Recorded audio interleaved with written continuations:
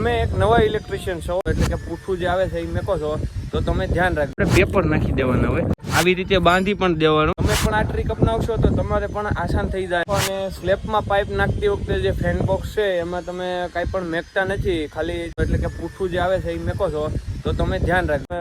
હું તમને બતાવું કે તમારે ફેન બોક્સ કેવી રીતે બાંધવાનું અને એની અંદર શું નાખવાનું. તો તમે પણ આ ટ્રીક અપનાવશો તો તમારે પણ આસાન થઈ જાય. જ્યારે સ્લેબ ખુલે ત્યારે ફેન બોક્સને તમે ખાલી એક હથોડો મારશો, કાગળ છે એ નીકળી જાય છે. તો તમે જુઓ આવી રીતે ફેન બોક્સ આપણે મેકેલું હોય તો ફેન બોક્સની અંદર આપણે પેપર નાખી દેવાના હોય. તો પેપર નાખવાથી એ ફાયદો થાય કે અંદર જે માલ ન જાય, રસ સિમેન્ટનો ને એ ન જાય, અને આવી રીતે બાંધી દેવું પડે જેથી કરીને લોક ન થાય.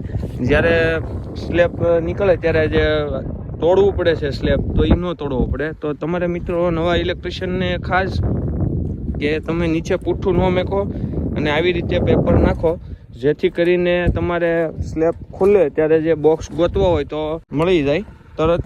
આવી રીતે બાંધી પણ દેવાનું કે બોક્સ હલે નહીં.